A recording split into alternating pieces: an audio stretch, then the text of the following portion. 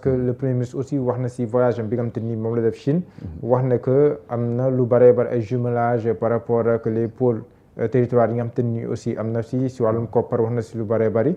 mais suñu coopération avec la Chine loolu yow fan nga koy accès par rapport ak souverainisme bi nga xam te ni moom la ñuy wooteeg yeneen mbir yi nga xam ne moom la ñuy wax xam nga sànq ci départ bi maa ngi lay wax ne ñun avant ñuy am li ñuy wax indépendance dañu nekkoon sous la domination d'une puissance bu ñuy wax la France après l'esclavage après la colonisation dictée par l'impérialisme ñu ñëw ñu ne en 1960 jox nañ leen seen indépendance yéen a moom seen bopp mais tamit ñuy continuer di ànd ak France jël suñu constitution def ko comme ñoom nuñ ko defee jël suñu administration jël suñu école jël lépp def ko comme français yi ñoom nu ñu koy defee seen dëkk ñu ne 1960 ba 2025 ba 2020 daanaka 60 ans jàll na 60 ans jàll na ñun fa ñu tolloon ba ñuy ne am nañu indépendance tuuti rek lañu ko daanaka dépassé est-ce que jotul ñun ñi nga xamante ni ñoo yor réew mi ñu ne kat ñii comme ñu ngi ànd ak ñoom avant ñuy am indépendance bi ñu amee indépendance ñu ngi continuer di ànd ak ñoom mais ànd boobu ñu ànd ak ñoom yëpp malgré 60 ans amul lenn loo xamante ni indil nañu ko ci lu baax nos populations continuent d'être plus pauvres hôpitaux yi di gën a manqué njàng mi di gën a salfaañoo ñu ne léegi est-ce que jotul comme que ñii kat lañ daan àndal tout le temps ñu xool yeneen partenaire ñu xool ñeneen ñoo xamante ni dañuy lënkaloo ak ñoom pour véritablement développement bi nga xamante ni bëggal nañ ko ci suñu réew te ñu ànd ak ñii ba sonn gisuñu ko est-ce que duñu ànd ak ñile pour véritablement essayer yeneen i politique moo tax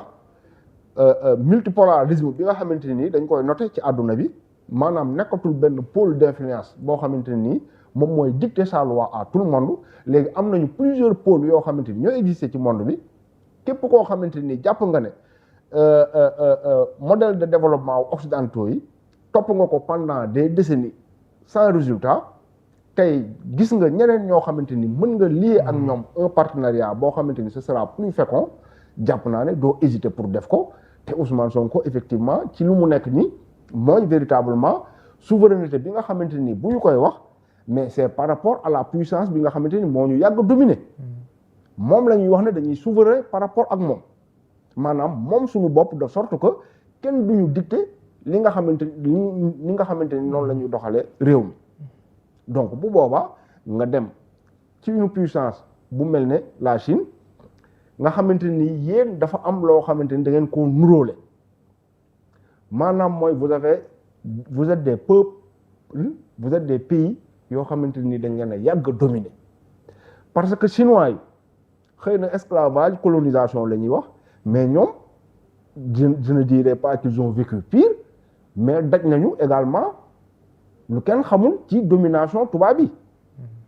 léegi bu nekkee ne Chine boobu am na loo nduroo ak moom yow dominé woon nañ la moom tamit dominé woon nañ ko mais moom ci domination boobu jóge na ci ba nekk la première puissance du monde man jàpp naa ne kon am na loo xamante ni war naa koo jëlee ci moom comme modèle économique pour mën a jóge ci domination nekk une puissance boo xamante ni respectable c'est pourquoi ma jàpp ne bu nekkee ñoom ici au Sénégal dañu xalaat ne dañu war a teg des pôles yu leen di mën a permettre ñu lancer comment dire jumelage très bien l'économie à la base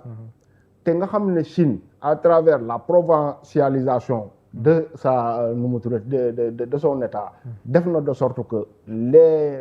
provinces là am benn dayoo boo xamante ni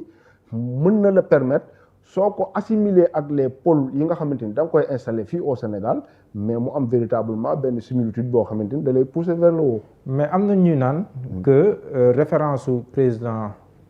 premier ministre warta nekk Mao. Deng Xiaoping la war a nekk parce que véritablement moom moo développé la Chine par rapport au si progrès économique ak yooyu noonu. Mao ça renvoie plutôt ak yenn dictature ak yu mel noonu. ndax jàpp nga ni tamit critiquer war nañ koo def si premier ministre gannaaw visite bi am déet. waaw non loolu xëy na c'est ne pas connaître l'histoire de la Chine. parce que Deng Xiaoping lu mu def. su amee impact c'est parce que le terrain a été balisé par Mao. Deng Xiaoping effectivement moom moo lancé les grands programmes yi nga xamante ni moo permettre à la Chine de décoller. mais loolu su nekkee c'est parce que effectivement Mao moo balisé la voie. te bu nekkee en 49 bi nga xamante ni Mao mu ngi déclarer la République populaire de Chine. maa ngi expliqué bërki démb ne 49 ak 1960 c'est presque 11 ans. ñun li ñu Chine rawee kenn du ko tàllal ci 11 ans dañ koy tàllal ci ay siècle léegi bu nekkee ne Mao moom moo teg les bases jël xam nga li gën a am importance te xëñ na sax ñenn ñi nga xamante ni mënuñoo ñàkk a tagg Senghor xëj na ci loolu la ñuy sukkandiku pour tagg ko di ne moom moo teg administration moo teg état. une nation solide. très bien. Mao également Chine bu ñu demee ba nga xamante ne ni tey parti communiste bi am na lenn loo xamante ni représenté na ko fa. mais doo jox kenn la paternité ku dul Mao. donc ñooñu di wax loolu yaakaar naa ne Mao Deng Xiaoping ak Jinping mii fa nekk c'est comme si rek nga ne bon xëy na sax sëriñ yi ce serait pas approprié mais daal mooy fondateur. ak ki nga xamante ni mooy héritier ak yooyu quoi. mais voilà jubóog Chine wala bëgg a jubóog Chine bu mu si mënti doon. jar naa xulóog États-Unis. non du question jàpp ma ne question de xuloo la. question d'opportunité la. ak question de partenariat. xam nga wax naa la sax ni premier ministre c'est vrai que j'exagère un peu ni premier ministre waxee moo tax ma laajee ni question. waaw je comprends parfaitement. xam nga sànq. maa ngi lay expliquer ne te les occidentaux seeni calcul dafa yàqu. dafa faussé parce que ñoom dañu jàppoon ne dès l'instant que mur de Berlin daanu na. ba URSS disloqué wu. ñoom dañu jàppoon ne c'est la fin de l'histoire comme ni ko Fukuyama bindee. donc ñu ne bu ñu demee ba nga xamante ni URSS daanu na c'est la fin de l'histoire parce que jàpp nañu ne la domination la suprématie de l'Occident mais va s'imposer. parce que maanaam ñoom ci seeni calcul jàpp ñu woon ne une puissance comme la Chine mën na juddu. jàpp ñu woon ne de l'URSS mën nga ci URSS boobu daanu mën nga ci génne lu mel ni Russie. ba mu constituer tey une puissance incontournable. ñoom loolu bokkul woon ci seeni calcul. léegi nag bu nekkee ne malgré boolewuñ ko woon seeni calcul mais c'est les faits c'est du factuel. Multipolarité bi c'est du factuel surtout avec la création des BRICS mu gën ko dëgëral. léegi yow li ngay def mooy man amul kenn koo xamante ni et ce sera pour reprendre les propos de Gaulle les États n'ont absolument pas d'amis ils n'ont que des intérêts man su ma gisee ne États-Unis bii kat may jëflanteel d'autant que Trump ñëw na daal di ne USAID bi nga xamante ni sax daan na permettre africains yi ñuy am certains financements amatu ko mais en tant que yow dirigeant d'un pays africain li nga xamante ni moom ngay xool nekkul position traditionnelle du Sénégal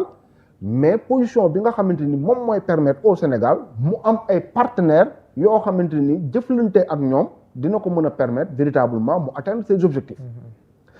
te loolu laa wax sànq ma ne intérêt bi nga xamante ne nii xëy na ñun dinañ ko gën a am ci collaborer ak les Russes collaborer ak les Chinois collaborer ak les Turcs même si sax la Turquie quelque part ce sera difficile nga génne ko ci les pays occidentaux puisque membre de l'OTAN la mais dans tous les cas gis nañu ne maanaam ci wàllu géopolitique souvent fi occidentaux yi jëm Turquie du sëgg rek jëm fa donc nga jëflante ak ñoom day gën a am solo d'autant que du ñu am benn condescendance boo xamante ni dañ la koy xoole parce que tey France maanaam ànd ndaw la lay nekk. très bien tey France te yaakaar naa ne sax moo tax président Bassirou Diomaye bu mu téye ci loxo Macron bi mu tiim ko bu baax fixé ko donc ma ne nga jëflante ak ñële day day éviter condescendance bi nga xamante ne nii day am suñu relation ñun ak ñi nga xamante ni ñoom la ñu yàgg jëflanteel maanaam les Français les Occidentaux bu ñuy jëflante ak africains du ñu jàpp ne seeni naw la ñuy jëflanteel dañuy jàpp ne ñoo xamante ni dañ leen a yàgg dominer lu ñu leen wax dañ koo war a continuer di def alors que les Chinois que ça soit les Russes doo mës a dégg ñu ñëw dinaan la yow kat gis nañu ne les droits de l'homme respecté woo ko gis nañu ne tes opposants lii ak lële loolu ñoom seen yoon nekku ci ta façon de gérer ton pays sa problème la ñun li ñu seq ak yow mooy dañuy business li nga xamante ne nii moom la ñuy teg di nga ci gis sa bopp ñun tamit ñu gis ci suñu bopp te yaakaar naa loolu la ñu soxla ñun mais am na benn étude boo xam ne nii si di ñëw sax bii président Emmanuel Macron def parce que sànq yaa ngi koy junj diggante moom le président Diomaye Faye mais muy étude boo xam ne dafa développé lu bëri Macron ñëw naan en marge de la conférence des Nations Unies sur le financement du développement waxtaan naa lu xóot ak président Bassirou Diomaye Faye waaye tam mu jëfandikoo baatu refonte parce que mi ngi naan en pleine refonte le partenariat entre le Sénégal et la France doit nous permettre d'avancer ensemble au service des intérêts de nos peuples et de notre souveraineté. Il parle de refonte si wàllum relation yi mais aussi le mot souveraineté aussi dafay ñëw dans son tweet. Partenariat économique, de sécurité et de défense culturelle et mémorielle, autant de chantiers que nous suivons de près avec le président Faye. Après mu ne j'ai enfin salué l'engagement du Sénégal en faveur de la stabilité régionale et pour répondre aux grands enjeux globaux. Lii le président Emmanuel Macron wax. Président Diomaye Faye tam feelu ko mais d'une manière beaucoup plus résumée. mais bi nga ko liiree parce que yow nitu lettre nga bindkat nga. nan nga ko jàngatee. déjà man dama jàpp ne seen rencontre boobu. amul solo trop. ah bon waaw. dama jàpp ne ñaari président yi. bu nekkoon ne li ñu war a wax ñoom ñaar dafa am solo goo xamante ni il fallait que mu am. kenn ci ñaari président yi. dina déplacé wu dem ci dëkku keneen ki.